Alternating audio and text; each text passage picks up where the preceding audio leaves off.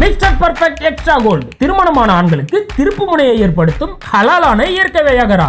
60,000க்கும் மேற்பட்ட திருப்திகரமான வாடிக்கையாளர்கள், 500க்கும் மேற்பட்ட வாடிக்கையாளர்களுக்கு குழந்தை வரமும் கிடைத்துள்ளது. வயதான பலகினமா, சுகர் பலகினமா, இனி கவலை வேண்டாம். உங்கள் இல்லறம் நல்லறமாக அமைய உடனே ஆர்டர் செய்யுங்கள். மேலும் விவரங்களுக்கு கீழுள்ள எண்ணை அணுகுங்கள்.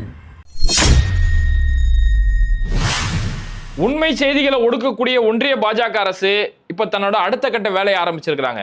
அவங்களுடைய அராஜக அடக்குமுறை எந்த அளவுக்கு ஆயிப்போச்சு அப்படின்னா, விக்கிபீடியான மாதிரியான மிகப்பெரிய நிறுவனமா இருந்தாலும் எங்களுடைய அடக்குமுறை இருந்துகிட்டே தான் இருக்கும் அப்படின்றதுக்கான அடுத்த ஒரு வேலையை செஞ்சிருக்காங்க. இப்போ ஒன்றிய ஒலிபரப்புத்துறை அமைச்சகம் சார்பில் இருந்து விக்கிபீடியாவுக்கு ஒரு நோட்டீஸ் இன்னைக்கு அனுப்பியிருக்கிறாங்க. அந்த நோட்டீஸ்ல அவங்க என்ன சொல்றாங்க அப்படிங்கும்போது, விக்கிபீடியா அப்படின்னு சொல்லக்கூடிய இந்த நிறுவனம் வந்து நீங்க ஒரு செய்தியை உருவாக்குறதுலையும் ஒரு செய்தியை திருத்தம் செய்வதிலையும் ஒரு தவறான போக்கை நீங்க கையாளுறீங்க. ஒரு சிறிய குழு இந்த செய்திகளை உருவாக்கக்கூடிய வேலைகளை செஞ்சுட்டு இருக்கு. இந்த குழு ஒருதலை பட்சமா செயல்படுறாங்க, தவறா செயல்படுறாங்க, இவங்க ஒரு நடுநிலையா செயல்படல அப்படின்னு சொல்லி ஒரு குற்றச்சாட்டை வச்சு இந்த குற்றச்சாட்டுக்கு நீங்க பதில் சொல்லணும் அப்படின்னு சொல்லி ஒலிபரப்புத்துறை அமைச்சகம் சார்பில் விக்கிபீடியாவுக்கு ஒரு நோட்டீஸ் ஒன்று அனுப்பியிருக்கிறாங்க. அதுல இன்னொரு விஷயம் என்ன சொல்றாங்க அப்படின்னும் போது, விக்கிபீடியா அப்படிங்கிறது நீங்க வந்து ஒரு இன்டர்மீடியாரின்னு சொல்றீங்க, ஒரு இடைத்தரகர் அப்படின்னு சொல்றீங்க. ஒரு செய்தி இருக்கும்போது அந்த செய்தி அப்படியே கொண்டு போய் ஒரு தகவல் ஒரு வரலாறு இருக்குன்னா அதை அப்படியே மக்களுக்கு கொடுக்கக்கூடிய இன்டர்மீடியரி நீங்க சொல்றீங்க. ஆனா நீங்க ஒரு இன்டர்மீடியரியா, ஒரு இடைத்தரகரா இல்லாம நீங்க ஒரு பப்ளிஷரா இருக்கிறீங்களே, அதனால உங்களோட பேரை நீங்க ஒரு பப்ளிஷர்னு மாத்திக்கோங்க. அதாவது உங்களுடைய கருத்தை நீங்க சொல்லக்கூடிய உங்களுடைய தனிப்பட்ட கருத்தை தான் நீங்க சொல்றீங்க அப்படிங்கிற மாதிரி இதுக்கெல்லாம் நீங்க விளக்கம் கொடுக்கணும் அப்படின்னு சொல்லி ஒன்றிய அரசு சார்பில் விக்கிபீடியாவுக்கு ஒரு நோட்டீஸ் ஒன்று அனுப்பியிருக்காங்க. இப்போ விக்கிபீடியாவை பொறுத்த வரைக்கும் நம்ம எல்லாருக்குமே நல்லா தெரியும், அந்த ஒரு தளம் அப்படிங்கிறது அது ஒரு தகவல் களஞ்சியம் சொல்லலாம். நீங்க எந்த ஒரு விஷயம் சம்பந்தமா, எந்த ஒரு தனிநபர் பத்தியோ அல்லது எந்த ஒரு வரலாறு சம்பந்தமாவோ நம்ம அதில் போய் தேடணும்னா அதுல இருக்கக்கூடிய நடந்தது என்ன அப்படிங்கிற ஒரு தகவல் அந்த தளத்துல நம்மளால பார்க்க முடியும். அதுல இருக்கக்கூடிய நல்லதையும் சொல்லுவாங்க, கெட்டதையும் சொல்லுவாங்க, என்ன நடந்த அந்த ஃபேக்டை சொல்லக்கூடிய ஒரு தளம். இப்போ உதாரணத்துக்கு நம்ம ஜெயலலிதா அப்படின்னு சொல்லி நம்ம ஜெயலலிதா அவர்களுடைய வரலாறு சம்பந்தமா போய் பார்த்தோம்னா, ஜெயலலிதா யாரு அப்படின்னு போட்டோம்னா விக்கிபீடியால அவங்க எப்போ பிறந்தாங்க, அவங்க எங்க வளர்ந்தாங்க, எங்க படிச்சாங்க, அவங்க அப்பா அம்மா யாரு, அவங்களுடைய தனிப்பட்ட விருப்பங்கள் எது, தனிப்பட்ட ஆர்வங்கள் எது, அவங்க அரசியலுக்கு எப்போ வந்தாங்க, சினிமா விட்டு எப்போ வந்தாங்கன்னு சொல்லி பல தரவுகள், அவங்களுடைய தனிப்பட்ட விஷயங்கள் வரைக்கும் எல்லாமே அதில் குறிப்பிடுவாங்க. அங்கே அவங்க எப்போ முதலமைச்சராங்கன்னா, எப்போ இறந்து போனாங்க, நோய்வாய்ப்பட்டாங்க, எல்லாமே அதில் இருக்கும். கூடுதலாகவே குற்றச்சாட்டுகள்னு ஒரு கேட்டகரி இருக்கும். ஏதாவது அந்த யாரை பற்றின வரலாறு குறிப்பிடுறாங்களோ அதில் அவங்க ஏதாவது ஒரு குற்றச்சாட்டில் ஈடுபட்டாலோ ஏதாவது ஒரு தவறுகள் செஞ்சிருந்தாலோ அந்த விஷயம், அவங்க ஏதாவது ஒரு வழக்குகளை சந்திச்சிருந்தாலும் அதுவுமே அதில் மென்ஷன் பண்ணப்படும்.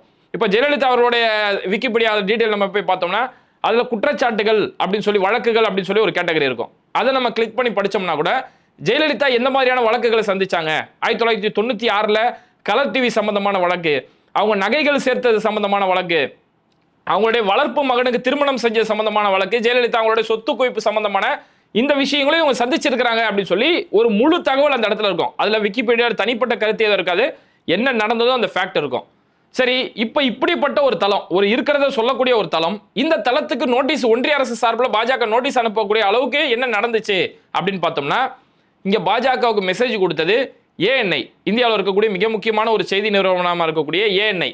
இந்த ஏஎன்ஐ பத்தி இப்ப நம்ம விக்கிபீடியாவில் போய் நம்ம போய் சர்ச் பண்ணி பார்த்தோம்னா, ஏஎன்ஐ யாரு, இவங்க இந்தியாவோட ஒரு முக்கியமான செய்தி நிறுவனம், இதோட ஓனர் யாரு, இந்த செய்தி இவங்க நிறுவனத்தை எப்போ ஆரம்பிச்சாங்க அப்படின்னு சொல்லி பல தரவுகள் இருக்கும்போது இந்த ஏஎன்ஐயோட பிளஸும் இருக்கும், ஏஎன்ஐயோட மைனஸும் அதில் குறிப்பிடப்பட்டிருக்கும். ஏஎன்ஐயோட மைனஸ் அவங்க குறிப்பிடும்போது என்ன சொல்றாங்கன்னா, த கேரவன், உலக அளவில் பிரபலமாக இருக்கக்கூடிய ஒரு மீடியா, த கேரவன், த கென், இந்த 2 மீடியாக்கள் இவங்க ஒரு இன்வெஸ்டிகேஷன் ஒன்று செய்கிறாங்க, ஒரு புலன் விசாரணை மாதிரி செய்கிறாங்க. அந்த புலன் விசாரணையில் ஏஎன்ஐன்ற ஊடகம் அப்படிங்கிறது இவங்க வந்து ஆளுங்கட்சிக்கு ஃபேவராக நடக்கக்கூடிய ஒரு ஊடகம் அப்படின்னு சொல்லி இந்த புலன் விசாரணை மூலமா ஒரு உண்மை தெரிய வந்திருக்குது. அந்த ஆளுங்கட்சி என்பது காங்கிரஸ் ஆட்சியாகவே இருந்தாலும் காங்கிரஸ் ஆட்சிக்கு ஃபேவராக அவங்க செயல்படுவாங்க. குறிப்பாக பாஜக ஆட்சிக்கு வந்த இந்த 10 ஆண்டு காலங்களில் பாஜகவுக்கு ரொம்ப தீவிரமாக பாஜகவுடைய ஒரு பிரச்சார ஊதுகுழலாக அவங்க செயல்பட்டுக்கிட்டு இருக்கிறாங்க. எந்த அளவுக்கு அவங்க பாஜகவுக்காக செயல்படுறாங்க அப்படிங்கும்போது, பாகிஸ்தானுக்கு எதிரான பல செய்திகளை வெளியிடுறதுல ரொம்ப மும்முரமாக இருக்கிறாங்க. அதில் பொய் செய்திகளாக இருந்தாலும் சரி, சோசியல் மீடியாவில் பறக்கக்கூடிய பொய் செய்திகளை கூட இவங்க செய்தியாக வெளியிட்டு இந்த மாதிரியான கருத்துக்களை வெளியிடுறாங்கன்னு சொல்லி கேரவன், கென், இந்த 2 மீடியாக்கள் செய்தி வெளியிட்டிருக்காங்கன்னு சொல்லி அந்த 2 செய்தி மீடியாக்களுடைய மேற்கோளை தான் இங்கே காட்டியிருக்காங்களே தவிர விக்கிபீடியா அவங்களோட சுய கருத்தை இந்த இடத்த சொல்லலை. அப்போ ஏஎன்ஐ பற்றி ஒரு உண்மையை வெளியில் சொல்லிட்டாங்க அப்படிங்கும்போது இது ஏஎன்ஐக்கு உடனே கொதிச்சு போயிருச்சு. ஏன்னா ஏஎன்ஐ பாஜகவுடைய ஒரு ஐடி விங் மாதிரி செயல்படக்கூடிய ஒரு மீடியாவாக இன்னைக்கு செயல்பட்டு இருக்காங்க. உடனே ஏஎன்ஐ சார்பில் இருந்து டெல்லி ஹைகோர்ட்டில் போய் ஒரு கேஸ் ஒன்று போடுறாங்க. அங்கே கேஸ் போட்டோன்னு நீதிமன்றம் சில கேள்விகள் கேட்குது. இந்த மாதிரி உங்கள விக்கிபீடியால ஒரு ஆப்ஷன் வச்சிருக்கீங்க. ஒரு தகவல் இருக்குன்னா அந்த தகவலை யார் வேணாலும் ஒரு தன்னார்வலர் போய் அவர் போய் அந்த தகவலை திருத்தம் செய்யலாம், இந்த இடத்துல சரியா இல்ல, இந்த இடத்துல மாற்றம் செய்யலாம் சொல்லி யார் வேணாலும் திருத்தம் செய்யலாம்னு சொல்லி ஒரு ஆப்ஷன் இருக்குது அப்படின்னு சொல்லி ஒரு கேள்வி கேட்கறாங்க. யார் வேணாலும் திருத்தம் செய்யலாம், ஆனா அது உண்மையான்னு சொல்லி விக்கிபீடியா குழு சார்பில் ஒரு ஆய்வு செய்வாங்க. அது உண்மையா இருக்கும் பட்சத்தில், அதுக்கு ஆதாரம் இருக்கும் பட்சத்தில் தான் அதுல திருத்தம் செய்வாங்க. அப்ப யார் வேணாலும் திருத்தம் செய்யலாம்னு இருக்குது. அந்த திருத்தம் செய்யப்பட்ட நபருடைய விவரங்களை ஏன் வெளியிட மாட்டீங்க அப்படிங்கறத ஏன் அந்த வழக்கில் வைக்கக்கூடிய மிக முக்கியமான குற்றச்சாட்டா வைக்கிறாங்க. ஏன்னா நீ எங்களை பத்தி நீ உண்மையை சொல்லிட்டு அப்படின்றத விட இந்த திருத்தம் செஞ்சால எங்களை பத்தி இந்த உண்மையை சொன்னவன் யாரு அவனை சொல்லு அப்படிங்கிறாங்க. ஏன்னா இந்த கும்பலுக்கு இதுதான் வேலை. எந்த ஒண்ணு நடந்தாலும் இப்போ உதாரணத்துக்கு நம்ம அர்ஜுன் சம்பத் கிட்ட போய் யாராவது போய் ஒரு இன்டர்வியூ எடுத்து ஒரு கேள்வி கேட்கறாங்கன்னா, தம்பி உங்க பேர் என்ன தம்பி அப்படின்ற முதல் கேள்வியா கேட்பாங்க. ஏன்னா அந்த கேள்வி கேட்டவன் ஒரு கிறிஸ்தவனாவோ ஒரு இஸ்லாமியனாவோ இருந்தாவோ இதை மத ரீதியா நம்ம கொண்டு போயிடலாம். அண்ணாமலைட்ட யாராவது பிரஸ் மீடியா யாராவது போய் கேள்வி கேட்டாலும் அண்ணா நீங்க எந்த மீடியாங்கண்ணா அப்படின்னு கேட்பாங்க. ஏன்னா இந்த மீடியானா இப்படிதான் கேள்வி கேட்பாங்க சொல்லி அதை திசை திருப்பதுக்காக, மடைமாற்றம் செய்யறதுக்காக. அதனாலதான் ஏன் இந்த இடத்துல ரொம்ப கவனமா என்ன செய்யறாங்க, அந்த எங்களை பத்தி ஒரு திருத்தம் செஞ்சாங்களே அவங்க யாரு, அந்த திருத்தம் செஞ்சவங்களோட விபரத்தை இவங்க வெளியிடணும்னு சொல்லி இது கோர்ட் வரைக்கும் போய் கேஸ் போட்டுட்டு இருந்தாங்க. டெல்லி உயர்நீதிமன்றத்தில் இந்த கேஸ் நடந்துட்டு இருக்கு. திரும்பவும் நாளைக்கு அந்த கோர்ட்டுக்கு நாளைக்கும் கேஸுக்கு வர இருக்குது. இப்படிப்பட்ட நேரத்தில் தான் ஒன்றிய ஒலிபரப்புத்துறை அமைச்சகம் சார்பில் இருந்து விக்கிபீடியாவுக்கு ஒரு நோட்டீஸ் கொடுத்துட்டு, இந்த மாதிரி நீங்க ஒருதலை பட்சமா நீங்க செயல்பட்டு இருக்கீங்க, தவறான போக்குல கையாளுறீங்க, இதுல ஒரு நடுநிலை இல்ல, நீங்க உங்களை இடைத்தரகர்னு சொல்லாம நீங்க உங்களை ஒரு பப்ளிஷர், ஒரு வெளியீட்டாளர் அப்படின்னு சொல்லி ஒரு பப்ளிஷர் தான் நீங்க உங்களை சொல்லணும் அப்படின்ற மாதிரி ஒரு கருத்துக்களோட நோட்டீஸ் அனுப்பி இருக்காங்க. இங்க நல்லா பாருங்க, விக்கிபீடியா உலக அளவுல ஒரு ஃபேமஸான ஒரு நிறுவனம். அந்த நிறுவனத்துக்கு ஏஎன்ஐ ஒரு குற்றச்சாட்டு வச்சுட்டாங்கன்னு இங்க உடனே பாஜகவுடைய ஒன்றிய ஒலிபரப்புத்துறை சார்பில் வேகமா நோட்டீஸ் கொடுக்கப்படுது. ஏன்னா இந்த ஏஎன்ஐக்கு இதுதான் வேலை. ஏஎன்ஐ அவங்க வெளியிடக்கூடிய செய்திகள் எல்லாமே பாஜகவுக்கு சாதகமா மட்டுமே இருக்கும். ஏதோ ஒரு பாஜகவோட ஐடி விங், அவங்க பாஜகவுக்கு சொந்தமான மீடியாவோ அப்படின்னு சந்தேகப்படக்கூடிய அளவுக்கு அவங்க செயல்பாடு இருக்கும். ஏஎன்ஐ என்னெல்லாம் செஞ்சிருக்காங்கன்னு சொல்லி ஒரு சில சாம்பிள்கள் மட்டும் நான் சொல்றேன் பாருங்களேன். இப்போ சமீபத்தில் பஞ்சாப்ல நடந்த ஒரு மேட்ரு, இப்போ சமீபத்தில் அக்டோபர் 24 நடந்த ஒரு மேட்ரு. பஞ்சாப்ல ஒரு போதை வழக்கு சம்பந்தமா ஒரு முன்னாள் எம்எல்ஏ ஒருத்தவங்களை கைது செய்யறாங்க. இந்த முன்னாள் எம்எல்ஏ இவங்க ஒரு பாஜகவுடைய நிர்வாகி, இவங்களை கைது செய்யறாங்க. அப்புறம் பஞ்சாபோடைய காவல்துறை சார்பில் ஒரு பிரஸ் மீட் ஒன்று வைக்கிறாங்க. பிரஸ் மீட் வச்சு இங்க என்ன நடந்துச்சுன்னு சொல்லக்கூடிய அந்த உண்மைகள் எல்லாமே வெளியிடுறாங்க. காவல்துறை அவங்களோட அபிஷியல் ட்விட்டர் பேஜ்லயுமே அதை பப்ளிஷ் பண்றாங்க. ஆனா இப்படி ஒரு செய்தி நடக்குது, ஒரு பாஜகவை சேர்ந்த ஒரு நபர் இவங்க குற்றவாளியா அரெஸ்ட் பண்ணிட்டாங்க. ஆனா இந்த செய்தியை ஏஎன்ஐ ஃபர்ஸ்ட் செய்தியா வெளியிடல. அப்புறமா எல்லாருமே செய்தியை கேட்டு கேள்வி கேட்கறாங்க, ஏன் ஏஎன்ஐ இந்த பாஜக சம்பந்தமா செய்தியை வெளியிட மாட்டீங்க அப்படின்னு கேட்டதுக்கு அப்புறம் அதுக்கடுத்து அந்த காவல்துறை சார்பில் ஒரு அறிக்கை வெளியிட்டாங்களே, அந்த அறிக்கையை ஏஎன்ஐ ஒரு செய்தியா வெளியிடுறாங்க. அதுல எந்த ஒரு இடத்துலயுமே பாஜக அப்படின்னு சொல்லல, அந்த இடத்துல முன்னாள் எம்எல்ஏ அப்படின்றது மட்டும் தான் குறிப்பிடுது. அவங்க ஒரு பாஜகவை சேர்ந்தவங்க அப்படின்றது அந்த எங்கேயுமே குறிப்பிடல. அதுக்கடுத்து மூணாவது நாள் ஒரு செய்தி இதே ஏஎன்ஐ அதே சேம் கேஸ் சம்பந்தமா வெளியிடுறாங்க. அந்த மூணாவது நாள் கேஸ்ல என்ன வருதுன்னா, அந்த பாஜகவுடைய முன்னாள் எம்எல்ஏ இருக்கிறாங்கல்ல, அவங்க அந்த இந்த மாதிரி ஒரு போதை வழக்கில் கைது செய்யப்பட்ட பிறகு அவங்கள பாஜகவுடைய அடிப்படை உறுப்பினர் பொறுப்பு பாஜக நீக்கிடுறாங்க. இந்த நீக்கினதுக்கு அப்புறம் 6 வருஷத்துக்கு அவங்க நாங்கள் கட்சியை விட்டு நீக்கிறோம் அப்படின்னு சொல்லி பாஜக சார்பில் ஒரு லெட்டர் விடுறாங்க.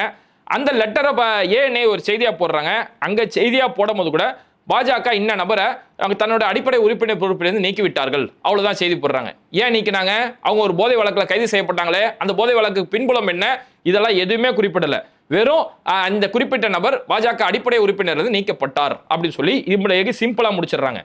ஆனா இதுவே காங்கிரஸை சேர்ந்த யாராவது ஏதாவது ஒரு வழக்கில் சிக்கினாங்க அப்படின்னா, காங்கிரஸை சேர்ந்த எம்எல்ஏ, காங்கிரசின் முன்னாள் எம்எல்ஏ இப்படி எல்லாம் மென்ஷன் பண்ணக்கூடிய இவங்க பாஜகன்னு வரும்போது அந்த பேரையை அவாய்ட் பண்ணி விட்டுறாங்க. இது மாதிரி பாஜக சாதகமா. சரி, இதே ஏஎன்ஐ மத ரீதியாக அவங்களுடைய கண்ணோட்டத்தை எப்படி கொண்டு போவாங்க அப்படின்னு சொல்லி நம்ம சில செய்திகளை பார்த்தோம்னா, அதுக்கு உதாரணத்துக்கு சாம்பிள் ஒன்று சொல்றேனே. நவம்பர் 1 தெலுங்கானாவில் ஒரு ரேப் ஒன்று நடக்குது. அந்த ரேப்ல தெலுங்கானாவில் அந்த ரேப் ஒரு கேங் ரேப்பு, அதுல 2 பேரை தெலுங்கானா போலீஸ் அரெஸ்ட் பண்றாங்க. இந்த செய்தியை ஏஎன்ஐ சார்பில் இந்த செய்தியை போடும்போது எப்படி போடுறாங்க போது, தெலுங்கானாவில் நடந்த கேங் ரேப், அதுல 2 பேரை கைது செஞ்சாங்க. இப்ராஹிம் பேக், மிர்சா உமர் பேக் அப்படின்னு சொல்லக்கூடிய 2 பேரை காவல்துறை கைது செய்தார்கள் அப்படின்னு சொல்லி இங்க குற்றவாளிகளை கைது செஞ்சோன்னே அவன் இப்ராஹிம் பேக், மிர்சா உமர் பேக் அப்படின்னு சொல்லி அவனோட பேரை மென்ஷன் பண்ணி செய்தி போடுறாங்க. அதே சேம் டே நவம்பர் 1 காசியாபாத்ல ஒரு ரேப் ஒன்று நடக்குது. 5 வயது சிறுமியை ஒரு நாய் கற்பழிச்சிடறான். அவனையுமே காசியாபாத் காவல்துறை கைது செஞ்சுட்டு அவன் யாரு என்ன ஏது எல்லா விபரத்தையும் சொல்றாங்க. இந்த செய்தியை ஏஎன்ஐ வெளியிடும் போது 5 வயது சிறுமியை கற்பழித்த குற்றவாளி கைது அப்படிங்கிறாங்க. அங்க மிர்சா பேக், உமர் பேக் அப்படின்னு செய்த பேர், அவனோட இஸ்லாமிய பேரை வெளியிட தெரிஞ்ச ஏஎன்ஐ இங்க அதே நாள்ல நடக்கக்கூடிய ஒரு கற்பழிப்பு கேஸ்ல குற்றவாளி கைது அப்படிங்கிறாங்க. ஏன்பா குற்றவாளி கைது அப்படின்னு சொல்லி அந்த வழக்கு சம்பந்தமா நம்ம போய் தேடி பார்க்கும்போது அங்க குற்றவாளியோட பேர் என்னன்னு பார்த்தா அஜய்குமார் அப்படின்னு இருக்குது. அப்ப அஜய்குமார் இங்க குற்றவாளியா வரும்போது அவனோட பேரை சொல்லாம வெறும் குற்றவாளின்னு சொல்றாங்க. அதுவே கைது செய்யப்பட்ட உமராவோ இருந்தாலோ இப்ராஹிமா இருந்தாலோ அவனோட பேரோட சேர்த்து இவன் கற்பழிச்சான் அப்படின்னு சொல்லக்கூடிய இப்படி மத கண்ணோட்டத்தோட தான் இவங்க ஒவ்வொரு பேருமே அவங்களோட செய்திகளை அணுகுவாங்க. அதே மாதிரி நவம்பர் 22ஆம் தேதி நடந்த இதே ஏஎன்ஐல வந்திருக்கக்கூடிய ஒரு செய்தி பார்த்தோம்னா, உத்தரப்பிரதேச ஒரு ரேப் கேஸ். அந்த உத்தரப்பிரதேச ரேப் கேஸை போடும்போது ஏஎன்ஐ எப்படி போடுறாங்கன்னா, சோனு அன்சாரி என்னும் நபர் கற்பழிப்பு வழக்கில் கைது செய்யப்பட்டார். சோனு அன்சாரி பேரை போடுறாங்க. அதே சேம் டேல ஒரு பெண் ஒருத்தவங்க கொலை செய்யப்படுறாங்க. அந்த கொலை செய்யப்பட்ட கேஸை ஏஎன்ஐ இதே ஒரே நாள்ல நடந்தது தான். ஏஎன்ஐ அந்த செய்தியை போடும்போது எப்படி சொல்றாங்கன்னா, பெண் கொல்லப்பட்டார், கணவர் கைது, கணவரின் கூட்டாளி கைது அப்படின்னு சொல்லி, வெறும் கணவர் கைது கூட்டாளி கைது. ஏன்னா அவங்களுக்கு ஒன்றும் பேர் வைக்கல. இவர் தான் நாளை பின்ன போய் காது குத்தி வச்சு பேர் வைக்கக்கூடிய வேலை இவர் தான் இனிமேல் போய் செய்யணும். அதனால அவங்களுக்கு ஒன்றும் பேர் வைக்கல இல்லையா, அதனால அவங்களுடைய பேரை போடல. அப்போ இதுதான் இவங்களுடைய கண்ணோட்டம் முழுக்கவே. ஒரு செய்தியை வெளியிடுறதா இருந்தா கூட அதுல இஸ்லாமியனோ கிறிஸ்தவனோ சம்பந்தப்பட்டிருந்தா அவனோட பேரோட அவனோட அடையாளத்தோட என்ன தொழில் செய்யறான் எல்லாத்தையுமே போட வேண்டியது. ஆனா அதுவே அவன் இவங்க சாதகமான நபராவோ இல்ல இவங்க மதம் சார்ந்த நபராவோ இருந்தாலோ அவனோட பேரை வெளியிட மாட்டேன் அப்படின்னு சொல்லக்கூடிய இப்பேற்பட்ட ஒரு புத்தியோட தான் ஏஎன்ஐ தொடர்ந்து அவங்க செயல்பட்டுக்கிட்டு இருக்கிறாங்க. இவ்வளோ ஏன், இதோட ஒரு பிரபலமான வழக்கு மணிப்பூர்ல அங்க மிகப்பெரிய ஒரு கலவரம் நடந்து 2 பெண்கள் நிர்வாணப்படுத்தப்பட்டு நடுத்தரவில் இழுத்த விட்டு கற்பழிச்சாங்க தெரியுமா. அவ்வளோ பெரிய அராஜகம் நடக்குது. இந்த செய்தியை முதல்ல ஏஎன்ஐ எப்படி வெளியிடுறாங்க போது இந்த மாதிரி அந்த இந்தியா முழுக்க ரொம்ப பிரபலமா பேசப்படுது. அப்போ இந்த செய்தியை ஏஎன்ஐ வெளியிடும் போது அந்த கற்பழிக்கப்பட்ட அந்த குற்றவாளிகள்ல அப்துல் ஹலீம் கைது செய்யப்பட்டார் அப்படின்னு சொல்லி அப்துல் ஹலீம் அப்படின்ற ஒரு பேரை தூக்கி ரொம்ப கொட்டையளத்துல தூக்கி போறாரு. ஐயோ அப்துல், இவ்வளோ பெரிய கூட்டு கற்பழிப்பு மணிப்பூர்ல இவ்வளோ பெரிய கலவரம் நடந்ததுக்கு மூல காரணம் அப்துல் ஹலீமா, ஒரு முஸ்லீமா அப்படின்னு சொல்லி இவங்களுடைய சார்பு ஊடகங்கள் அங்க இருக்கக்கூடிய என்டிடிவியா இருக்கட்டும், நியூஸ் 18 இருக்கட்டும், பல சேனல்கள் வேகமா செய்தி போட்டாங்க. அதோட பிரதிபலிப்பு எந்த அளவுக்கு ஆயிடுச்சுன்னா, நம்ம ஊர்ல இருக்கக்கூடிய புதிய தலைமுறை உட்பட அதை ஏஎன்ஐ போட்டாங்களே, அதை என்டிடிவி போட்டாங்களே அப்படின்னு சொல்லி வேகமா இங்க புதிய தலைமுறையும் அப்துல் ஹலீம் கைது அப்படின்னு சொல்லி வேகமா செய்தி போட்டாங்க. அதுக்கப்புறம் உண்மை என்னடான்னு போய் பார்த்தோம்னா, அப்துல் ஹலீமுக்கு இதுக்கு சம்பந்தம் இல்லை. அப்துல் ஹலீம்ன்றவன் மணிப்பூர்ல மணிப்பூரோட தலைநகர் இம்பால்ல வேற ஏதோ கேஸ்ல கைது செய்யப்பட்டிருக்காரு அப்துல் ஹலீம். ஆனா இந்த பெண்கள் இங்க கற்பழிக்கப்பட்டு சித்திரவதை செய்யப்பட்டது மணிப்பூருடைய தௌபால் டிஸ்ட்ரிக்ட். அப்போ தௌபால்ல நடந்த கேஸ் வேற, இம்பால்ல நடந்த கேஸ் வேற. என்ன ஒண்ணு, ரெண்டுமே ஒரே நாள்ல நடந்துச்சு. அதுக்கு கிட்டத்தட்ட 80-90 கிலோமீட்டர் வித்தியாசத்துக்கு மேல இருக்குது. அப்போ இப்பேற்பட்ட இருக்கும்போது எங்கேயோ ஒரு இம்பால்ல ஒருத்தன் கைது செய்யும் போது இந்த செய்தியோட முடிச்சு போட்டு இந்த அப்துல் ஹலீம் தான் முக்கிய குற்றவாளி அப்படின்னு ஒரு செய்தி போட்டாங்க. அப்புறமே மணிப்பூர் காவல்துறை உடனே வந்து, இல்லங்க இந்த கற்பழிப்பு கேஸுக்கு அப்துல் ஹலீமுக்கு எந்த சம்பந்தமும் இல்ல, அப்துல் ஹலீம் கைது செய்யப்பட்டு வேற ஒரு ஊர், அதுக்கு சம்பந்தமே இல்லாத ஒரு ஊர், இங்க கைது செய்யப்பட்டவங்க வேற ஒரு மதத்தை சேர்ந்தவங்க அப்படின்னு சொல்லி மணிப்பூர் காவல்துறை விளக்கம் கொடுத்ததுக்கு அப்புறம் வேற வழி இல்லாம அந்த டைம்ல ஏஎன்ஐ மன்னிப்பு கேட்கறாங்க. ஏஎன்ஐ மன்னிப்பு கேட்டா மற்ற ஊடகங்களும் மன்னிப்பு கேட்கறாங்க. இந்த மாதிரி தொடர்ந்து அந்த ஒரு மதம் சார்ந்து ஒரு மத சாயம் பூசண செய்திக்கு அப்படிங்கறதுல ரொம்ப கவனமா இருப்பாங்க. இது எல்லாத்த விட கொடுமை இந்த செய்தி தான். இதை கடைசியா சொல்லி இதை முடிக்குவோம். இப்ப ஏஎன்ஐல ஒரு சொன்னாங்கல்ல, பாஜகவுக்கு சார்பா செய்தி வெளியிடுவாங்க, பாகிஸ்தானுக்கு எதிராக செய்தியை காட்டுவாங்க அப்படின்னு சொல்லுவாங்கல்ல, அதுல ஒரு உதாரண செய்தி நம்ம சொல்லலாம். ஏஎன்ஐல சமீபத்தில் ஒரு செய்தி ஒன்று வெளியிட்டு இருந்தாங்க. இந்த மாதிரி ஒரு கல்லறை, ஒரு கபர்ஸ்தானுடைய போட்டோவை காமிச்சு, அந்த கபர்ஸ்தான் எப்படி இருக்குன்னா, ஒரு கல்லறை இருக்கு, அதுக்கு மேல ஒரு கிரில் கேட்டு போட்டு அந்த கிரில் கேட்டு பூட்டப்பட்டிருக்குது.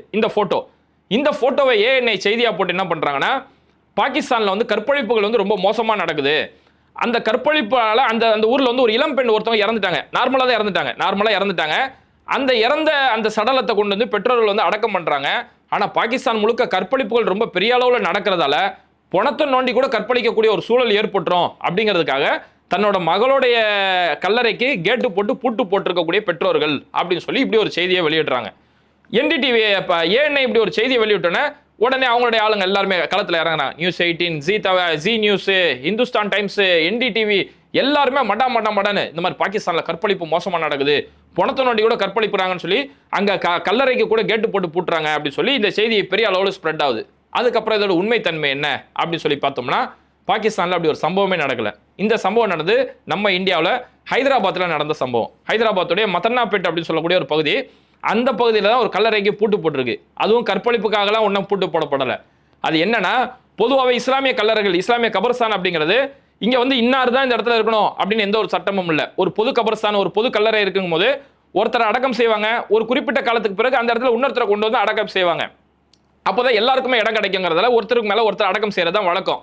அங்க சமாதி கட்ட மாட்டாங்க. பொது கல்லறையில் எப்பவுமே சமாதி கட்டி வைக்க மாட்டாங்க. அதுல அந்த குறிப்பிட்ட அந்த மத்தன்னாப்பேட்டில் இருக்கக்கூடிய அந்த கல்லறையில் என்ன செஞ்சிட்டாங்க, யாரோ ஒருத்தவங்க ஒரு 70 வயசு பாட்டி ஒருத்தவங்க இறந்துட்டாங்க. அவங்களுடைய பிள்ளைகள் என்ன செஞ்சுட்டாங்கன்னா, இது வந்து எங்க அம்மாவுக்கு நாங்கள் இந்த இடத்துல ஒரு சமாதி கட்டணும், அதனால இந்த இடத்துல வேற யாரையும் கொண்டு வந்து அடக்கம் செஞ்சிடக்கூடாதுங்கிறதுக்காக அவங்க பிள்ளைங்க அந்த கல்லறைக்கு மேல ஒரு கேட்டை போட்டு பூட்டு போட்டுட்டாங்க.